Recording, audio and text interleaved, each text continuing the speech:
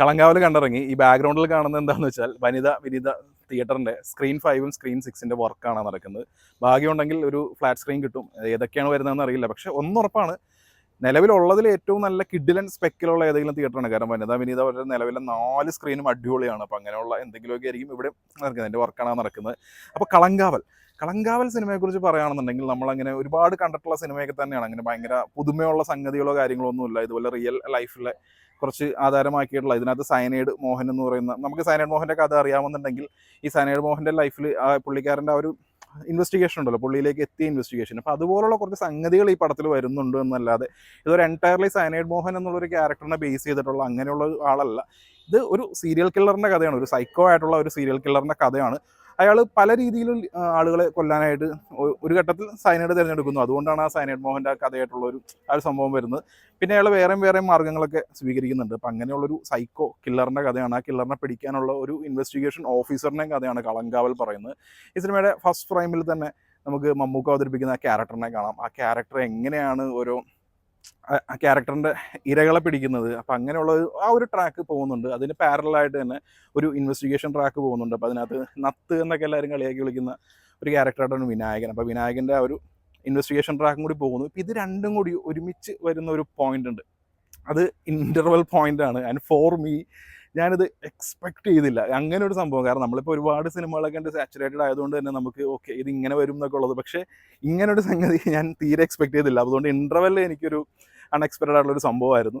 ആ ഇൻ്റർവെല്ലിൽ ഇങ്ങനെ ഇൻ്റർവെൽ എഴുതി കാണിക്കുന്നു, പിന്നെ അത് റെഡ് കളർ ആവുന്നു. ഈ സംഭവങ്ങളൊക്കെ കാണുമ്പോൾ ഓക്കെ സംതിങ് എന്തെങ്കിലും ഉണ്ട് എന്നുള്ളൊരു ഫീൽ ഈ പടത്തിലുണ്ട്. ആൻഡ് സെക്കൻഡ് ഹാഫിലേക്ക് വരുമ്പോൾ ഇതൊരു ഭയങ്കര സൈക്കോ കില്ലറാണ്. ഇയാൾ അറ്റ് ദ ടൈം ഇയാൾ ഭയങ്കര ബ്രില്യൻറ്റുമാണ്. അപ്പോൾ ഇങ്ങനെ പിടി വീഴും എന്നുള്ളൊരു ഘട്ടത്തിലൊക്കെ ഇയാളിങ്ങനെ എസ്കേപ്പ് ആവുന്ന കാര്യങ്ങൾ ആ രീതിയിലൊക്കെ തന്നെയാണ് സെക്കൻഡ് ഹാഫ് പോകുന്നത്. പിന്നെ ഇതിൻ്റെ ഫൈനൽ ആക്ട്, ഈ ഫൈനൽ ആക്ടിൽ ഇവർ ചെയ്തിരിക്കുന്ന ആ വേൾഡ് ബിൽഡിങ് അത് ഗംഭീരമാണ്. ആ മൊത്തത്തിൽ ഇങ്ങനെ ഒരു ടെൻഷൻ ക്രിയേറ്റ് ചെയ്യുന്ന രീതിയിലുള്ള കാര്യങ്ങൾ. പിന്നെ നമുക്ക് ഈ ക്ലൈമാക്സറൊക്കെ നമുക്ക് ഊഹിക്കാൻ പറ്റുന്ന സംഭവങ്ങളൊക്കെ തന്നെയാണ് ഈ പടത്തിൽ വരുന്നത്. പക്ഷേ ഈ ടെൻഷൻ ബിൽഡിങ് ഇവർ മൊത്തത്തിൽ ചെയ്തു വെച്ചിരിക്കുന്ന ആ ഒരു ഹോട്ടലിൽ വെച്ച്, ഒരു പഴയ ഹോട്ടലോ ലോഡ്ജോ അത് അവിടെ വെച്ച് നടക്കുന്ന ആ ഒരു സംഭവം, ആ മൊത്തത്തിലുള്ള ആ ഒരു സ്റ്റേജിങ് തുടങ്ങിയ കാര്യങ്ങളെല്ലാം അടിപൊളിയായിരുന്നു. പിന്നെ ക്ലൈമാക്സ് നമുക്ക് എപ്പോഴും ഒരു എന്താ പറയുക, ഒരു സാറ്റിസ്ഫാക്ഷൻ നൽകുന്ന ഒരു ക്ലൈമാക്സും കൂടിയാണ്. ഇനി പെർഫോമൻസിൻ്റെ കാര്യം പറയുകയാണെന്നുണ്ടെങ്കിൽ നമുക്കറിയാം മമ്മൂക്കനെ നമുക്ക് മലയാളത്തിലെ സീനിയർ ആക്ടേഴ്സിനെ വെച്ച് നോക്കുകയാണെന്നുണ്ടെങ്കിൽ വെറൈറ്റി റോളുകൾ കണ്ടെത്തുക, ആ വെറൈറ്റി റോളുകൾ ചെയ്യുക, അങ്ങനെയുള്ള പുള്ളിയുടെ ആ ഒരു അത് എത്ര അഭിനന്ദിച്ചാലും മതിയാവാത്ത ഒരു കാര്യമാണ്. കാരണം പുള്ളിക്കാരൻ എങ്ങനെ ഇപ്പോൾ റോഷാക്ക് ആണെന്നുണ്ടെങ്കിലും ഭ്രമയുഗം പോലുള്ള, ഇപ്പം ഈ കളങ്കാവലാണെങ്കിലും ഇതുപോലുള്ള ഇതിനകത്തുള്ള ഒരു കോൾ ബ്ലഡഡ് ക്രിമിനലാണ്. പക്കാ ക്രിമിനൽ, പക്കാ സൈക്കോ. ആ ക്യാരക്ടറൊക്കെ പുള്ളി ഇങ്ങനെ തെരഞ്ഞു പിടിച്ച് ചെയ്യുന്നത് അത് നൈസാണ്. അത് പുള്ളി ഗംഭീരമായിട്ട് പുള്ളി ചെയ്തിട്ടുമുണ്ട്. പിന്നെ നമ്മൾ ഇതുവരെ കാണാത്ത മമ്മൂക്കയുടെ മാനറിസവും കാര്യങ്ങളൊക്കെ ഈ പടത്തിൽ കാണാം. കാരണം പുള്ളി ഇതുവരെ ചെയ്യാത്ത ഒരു റോളാണ്. സാധാരണ ഇതുപോലുള്ള ഇൻവെസ്റ്റിഗേഷൻ അല്ലെങ്കിൽ സീരിയൽ കില്ലർ, ഇപ്പോൾ ഈ തണുത്ത വെളുപ്പാങ്കാലത്ത് പോലുള്ള പടങ്ങളിലൊക്കെ ഇൻവെസ്റ്റിഗേഷൻ ഓഫീസറാണ് മമ്മൂക്ക. ഇതിൽ നേരെ തിരിച്ച് അങ്ങനെ അതായത് യാതൊരുവിധ ബാക്ക് സ്റ്റോറിയോ, സാധാരണ എന്തെങ്കിലും ഒരു കില്ലർ ഉണ്ടെന്നുണ്ടെങ്കിൽ ഞാനൊരു സൈക്കോ കില്ലറാണ് എന്നും പറഞ്ഞിട്ട് പിന്നെ ഫ്ലാഷ് ബാക്ക് കാണിക്കും ആ ഒരു സൈക്കോ കില്ലറിൻ്റെ, ഇയാൾ അങ്ങനെ സൈക്കോ ആയി എന്നൊക്കെ ഉള്ളത്. അതൊന്നുമില്ലാതെ കൊല്ലുന്നതിൽ ആനന്ദം കണ്ടെത്തുന്ന ഒരു കില്ലർ. ആ കില്ലറിൻ്റെ ആ ഒരു പെർഫോമൻസ് വൈസ് പുള്ളി കിഡുവാണ്, ഗംഭീരമായിട്ട് ചെയ്തിട്ടുണ്ട്. പിന്നെ വിനായകൻ്റെ ഒരു സ്ഥിരം സംഭവമല്ല ഈ പടത്തിലുള്ളത്. അതുകൊണ്ട് തന്നെയുള്ള പ്രശ്നം എന്താണെന്ന് വെച്ചിട്ടുണ്ടെങ്കിൽ പുള്ളി ഡയലോഗ് പറയുമ്പോഴൊക്കെ ഭയങ്കര ഏറുപിടുത്തം ഫീൽ ചെയ്യും. പിന്നെ ഈ പടം സിങ് സൗണ്ട് ആകുമ്പോൾ തന്നെ പുള്ളി പറഞ്ഞ പല ഡയലോഗ്സും നമുക്ക് മനസ്സിലാവുന്നില്ല. അപ്പം അങ്ങനെയുള്ള പ്രശ്നമുണ്ട്. വേണമെന്നുണ്ടെങ്കിൽ ഈ പടത്തിൽ വിനായകൻ മിസ്മാച്ച് ആണെന്ന് പറയാം. കാരണം വിനായകൻ അല്ലാതെ വേറൊരു ആക്ടർ ആണെന്നുണ്ടെങ്കിൽ കുറച്ചുകൂടി ബെറ്റർ ഔട്ട്പുട്ട് കിട്ടിയാനേ എന്നാണ് എൻ്റെ അഭിപ്രായം. വിനായകൻ ആയതുകൊണ്ട് മമ്മൂക്ക പറഞ്ഞ പോലെ ഒരു ഫ്രഷ്നെസ് എന്നൊക്കെ ഈ പടത്തിന് വേണമെങ്കിൽ പറയാവുന്നേ ഉള്ളൂ. അതൊരു സംഭവമല്ല. അപ്പോൾ വിനായകൻ്റെ ആ ഒരു പെർഫോമൻസ് ആണെന്നുണ്ടെങ്കിലും ഞാൻ അത്ര ഇമ്പ്രസ്ഡ് അല്ല. പിന്നെ കുറേ നായകന്മാരുണ്ട്, കുറേ വന്ന് ചെറുതും വലുതുമായിട്ടുള്ള ആൾക്കാരുണ്ട്. പെർഫോമൻസ് വൈസിൽ ഈ പടത്തിൽ കുറ്റം പറയാനോ കാര്യങ്ങളോ ഒന്നുമില്ല. പിന്നെ അതിനകത്ത് ടെക്നിക്കലി പറയുകയാണെന്നുണ്ടെങ്കിൽ ജിതിൻ കെ ജോസ്, ജിഷ്ണു ശ്രീകുമാർ ഇവരുടെ തിരക്കഥയാണ്. ഈ തിരക്കഥയിൽ ഇവർ കൊമേഴ്ഷ്യൽ എലമെൻസും കാര്യങ്ങളും ഒന്നും ഇതിനകത്ത് അവർ ഉൾപ്പെടുത്തിയിട്ടില്ല. അതായത് നമ്മൾ ഇതുപോലുള്ള ഒരു ക്രൈം ഡ്രാമ പടം, ആ പടത്തിൽ എങ്ങനെ ഇപ്പോൾ ഇൻവെസ്റ്റിഗേഷൻ പോർഷനും കാര്യങ്ങളൊക്കെ ഉണ്ട്, അതെല്ലാം വളരെ റിയലിസ്റ്റിക് ആയിട്ടാണ് പോകുന്നത്. അങ്ങനെ ഒരു കൊമേഴ്ഷ്യൽ ആയിട്ടുള്ള ഒരു പടമായിട്ടൊന്നും എനിക്ക് കളങ്കാവലിനെ പറയാൻ പറ്റില്ല. ഇപ്പോൾ ഒരുപാട് ചിലപ്പോൾ ഈ മെമ്മറീസ് അങ്ങനെയുള്ള ഇഷ്ടംപോലെ ഇൻവെസ്റ്റിഗേഷൻ ത്രില്ലേഴ്സ് ഉണ്ട്. അപ്പോൾ ഇത് ശരിക്കും പറഞ്ഞിട്ടുണ്ടെങ്കിൽ ഒരു ഇൻവെസ്റ്റിഗേഷൻ ത്രില്ലർ എന്നുള്ളൊരു സംഭവമല്ല, ഇതൊരു ക്രൈം ഡ്രാമയാണ്.